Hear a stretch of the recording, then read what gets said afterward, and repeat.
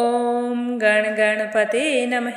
आज अपने सुनेंगे वाल्मीकि रामायण अयोध्या कांड का आगे का सरक। भगवान श्री राम का आशीर्वाद पाने के लिए इस सरक को पूरे प्रेम भाव से एकाग्रचित्त होकर सुने। बोलो गणेश भगवान की जय हो। बोलो सियावर रामचंद्र भगवान की जय हो। हनुमान जी बाबा की जय हो। श्री राम दरबार की जय हो। हे कौशल्या, जब मैं पानी लेकर मुनि कुमार के बताए हुए रास्ते से उसके आश्रम पर पहुंचा तो उसके बूढ़े माता पिता को देखकर मुझे बहुत ही दुख हुआ और सोचने लगा कि आज मेरी वजह से इनका सहारा छिन गया है। अब ये किसके सहारे रहेंगे और मैं कैसे इन्हें बताऊं कि इनका पुत्र अब इस दुनिया में नहीं है। मैं तो यही सोच रहा था। तभी मेरे कदमों की आहट सुनकर वे कहने लगे कि बेटा, पानी लाने में इतनी देर क्यों लगा दी? पानी जल्दी लाना था। सरयू नदी दूर तो है नहीं। मुझे तो लगता है कि तूने जल में क्रीड़ा की होगी, तभी तुम्हें देरी हुई है। लेकिन तुम्हें इस बात का स्मरण रखना चाहिए था कि तुम्हारी माता तुम्हारे लिए कितनी चिंतित हो रही होगी। अब जल्दी से आश्रम के भीतर प्रवेश करो। हे बेटा, यदि तुम्हारी माता ने अथवा मैंने तुम्हारा कोई अप्रिय किया है तो उसे तुम्हें अपने मन में नहीं लाना चाहिए, क्योंकि तुम तपस्वी हो और हम तुम्हारे बूढ़े माता पिता असहाय हैं, अंधे हैं। हमारे तो तुम ही नेत्र हो। हम लोगों के प्राण भी तुम्ही में अटके हुए हैं। इस तरह काफ़ी देर तक बोलते रहे, लेकिन मैंने कुछ भी नहीं कहा। तो वो कहने लगे कि बेटा, तुम कुछ बोलते क्यों नहीं? मुनि को देखते ही मेरे मन में बेहसा समा गया। मेरी जबान लड़खड़ाने लगी। कितने अक्षरों का उच्चारण नहीं हो पा रहा था। इस प्रकार की अस्पष्ट वाणी में मैंने बोलने का प्रयास किया।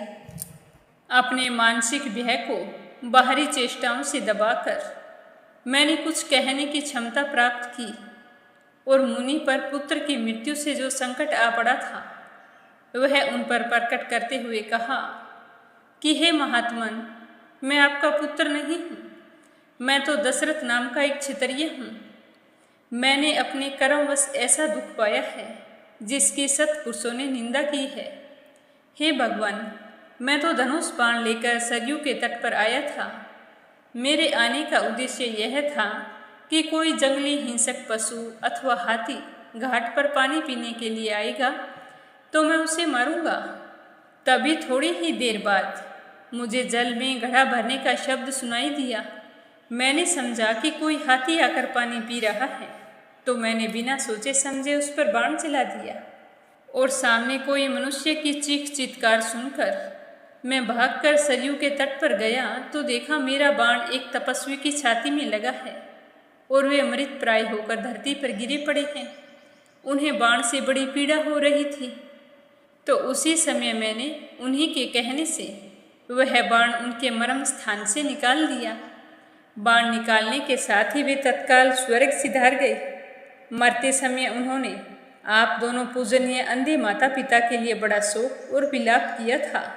इस प्रकार अनजाने में मेरे हाथ से आपके पुत्र का वध हो गया है। ऐसी अवस्था में मेरे प्रति जो श्राप या अनुग्रह शेष हों उसे देने के लिए आप महर्षि मुझ पर प्रसन्न हों। तो हे देवी कौशल्या, इस तरह मैंने अपने मुख से अपना पाप प्रकट कर दिया था। मेरी क्रूरता भरी हुई वह बात सुनकर भी वो महर्षि मुझे कठोर दंड नहीं दिया, पर इकलौती संतान के खो जाने से वो दोनों बहुत ही दुखी थे। उनके मुख पर आंसुओं की धारा बह चली और वे शोक से मूर्छित होकर निश्वास लेने लगे। मैं हाथ जोड़े उनके सामने खड़ा था। उस समय उन महातेजस्वी मुनि ने मुझसे कहा कि राजन, यदि यह अपना पाप कर्म तुम स्वयं आकर ना बताते तो शीघ्र ही तुम्हारे मस्तक के सैकड़ों हजारों टुकड़े हो जाते।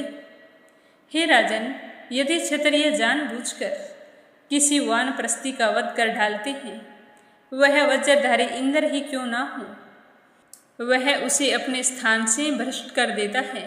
तपस्या में लगे हुए वैसे ब्रह्मवादी मुनि पर जानबूझकर शस्त्र का प्रहार करने वाले पुरुष के मस्तक के 7 टुकड़े हो जाते हैं। तुमने अनजाने में यह पाप किया है, इसीलिए अभी तक जीवित हो। यदि जानबूझकर किया होता तो सारे रघुवंश कुल का नष्ट हो जाता। अकेले तुम्हारी तो बात ही क्या है। हे देवी, उन्होंने मुझसे यह भी कहा कि हे राजन, तुम हम दोनों को उसी स्थान पर ले चलो जहाँ हमारा पुत्र मरा पड़ा है। इस समय हम उसे देखना चाहते हैं। यह हमारे लिए उसका अंतिम दर्शन होगा। तब मैं अकेला ही अत्यंत दुख में पड़े हुए उन दंपति को उसी स्थान पर ले गया जहाँ उनका पुत्र काल के अधीन होकर पृथ्वी पर अचेत पड़ा था। उसके सारे अंग खून से लथपथ थे, मृगचर्म और वस्त्र बिखरे हुए पड़े थे। मैंने पत्नी सहित मुनि को उनके पुत्र के शरीर का स्पर्श कराया।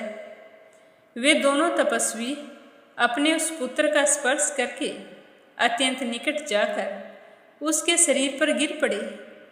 फिर पिता ने पुत्र को संबोधित करके उससे कहा कि हे बेटा, आज तुम मुझे ना प्रणाम करते हो, ना मुझसे बोलते हो।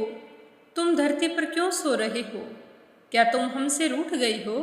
मेरे प्यारे पुत्र, यदि मैं तुम्हारा प्रिय नहीं हूँ तो तुम अपनी धर्मात्मा माता की ओर तो देखो। तुम इसके हृदय से क्यों नहीं लग जाते? हे पुत्र, कुछ तो बोलो।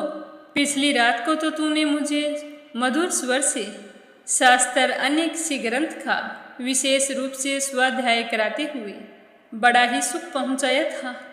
आज मैं किसके मुख से मनोरम शास्त्र की चर्चा सुनूंगा? हे पुत्र, कुछ तो बोलकर कहो। मेरा हृदय बैठा जा रहा है।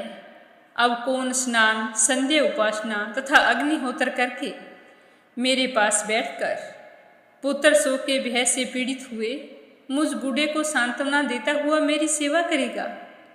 अब ऐसा कौन है जो कंद मूल और फल लाकर अन्न संग्रह से रहित और अनाथ को प्रिय अतिथि की भांति भोजन करवाएगा? बेटा, तुम्हारी यह माता अंधी, बूढ़ी, दीन तथा पुत्र के लिए हमेशा उत्कंठित रहने वाली है। मैं तो अंधा हूँ, इसका भरण पोषण कैसे करूँगा? हमारे प्राण तो तुम्हीं में अटके हुए हैं।